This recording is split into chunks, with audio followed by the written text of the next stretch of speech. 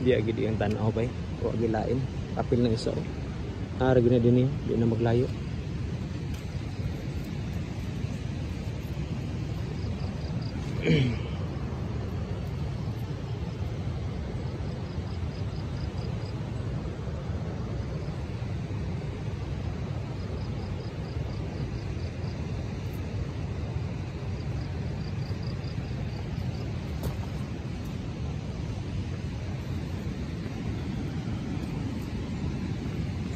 Ito. Ato tarito? Oo. Bato. Batong gitapok nga bato diya. Asa ka hatok? Ano man? Yung tapok sa una pagkaingin ako. Ikaw nagtapo? Dili. Manapit. Kikalo sa ako mga tao. Tubig man. Yeah. Balas-balas pero Gituyog, tapok ang bato? oo. Di ka bagura. Pagkain na.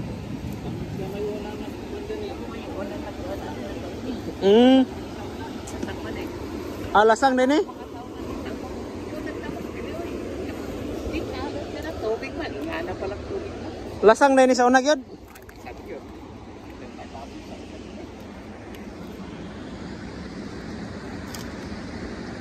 Sa tanaw ng anggulo, biya gitu.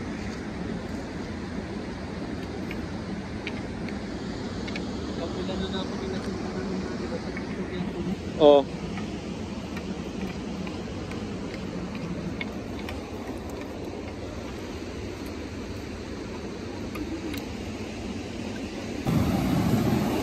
Dapin tubig.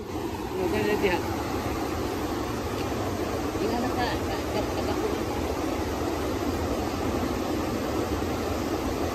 Ito na ibato mo kwat.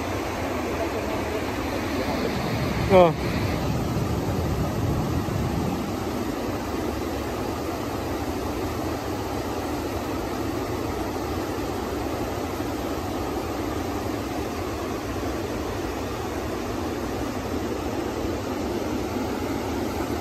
Mo na gini kurbada ba? Dito bangka dan ito ang tubig na din.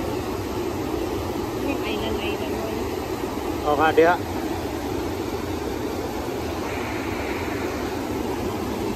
Ilang baso?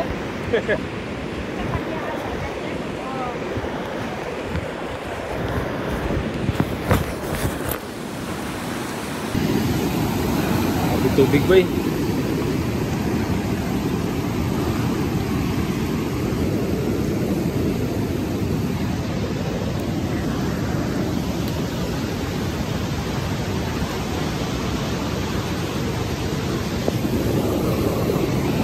Ikaw ka dyan, kauto ka taas. Ha? Silong na saka. May mo videos ako.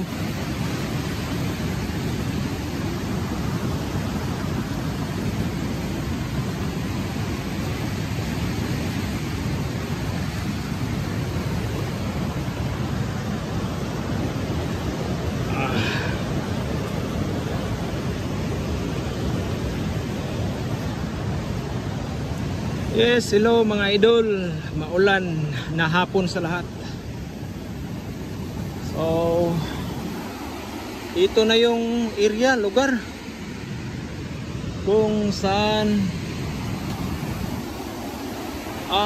yung nakaukit sa bato na sa wall na nagkurbadang ilog.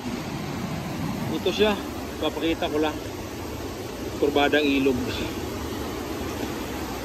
Ang layo niya sa marker na yun, halos 200 meters ang distansya sa sign marker na nagkurbadang ilog. Andun lang sa may kahoy, ayun no? Andun parte ang nagkurbadang marker na sa wall, sa bato. Tapos yung ilog na nagkurbada, ito siya mga idol. Yan, dito siya yung gitna na nagpaliko na ilog. At ang dalawang deposito na na-prospect natin sa kabila, sa dito na siya sa tabok mga idol. Kaning na maisan na parte at saka isang cave dito sa baba, sa pangpang. So bakit nalaman natin? Dahil kino-compare natin yung marker doon sa tunay na lugar at saka ginuhit natin yan at nakita natin ang nagdubling litrang C dito, yung bato na yan, at dito na nakaharap dito ang C sa ibabaw. Saka yung palawak na marker na naiguhit natin ay ito siya, oh. Itong parte na to, para siya nakakated na mountain, para sinadya kung malaki talaga sakto yung tubig, aabot dyan ang ilog. Yung parte na yan, dyan mismo, ito yung nakakated. At saka yung sina pa nakahiga dito, ito lang. Napakagaling ng trabaho nila. Advantage kung sa ano pa, advanced technology. Grabe.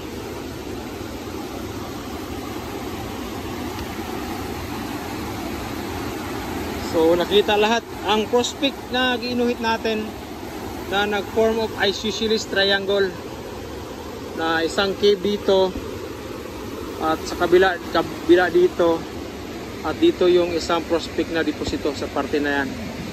Diyan parte. Kaya ayos at maganda ang pagkagawa nila. So yung mga parting C na curving sa bato, ayan, ito magkabilaan na C. Ayan, at saka isang C at C nga nakahiga doon. Tatlong C ang nakaguhit natin. Isang prospect na deposito dyan. So ano yun lang natin, tatsansyahin natin, ano lang yung ulan, malakas. May ano na lang ngayon, kaunting pagdahan-dahan sa tubig, ulan. Nga ba to, ang C, kung C nga na lingin lingin, pwede ni siyang ang bato dako nga porma og C, yung shape na sa bato pareha na pwede po siya nga giguhitan ni siya ni og C pod ang bato. Double C ni bato nga porma og C o giukit nga C pod ang bato, giukitan og C ang bato. Dayon ibuhatag araw nga mo point diri sa treasure. O niya napoy yuta siguro niya nag-ani o nag-content ko yung porma og C. Double C siya.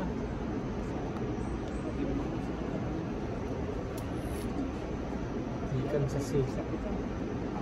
Ato lang ka dito ay para makita ni mo na. Dili sa kopiyansa na ako ni. O sige, yan sa. Di man ni pwede nga biyaan ako nga wala ni sukod. Ipikas po di ba to? Half moon, double half moon baka ni.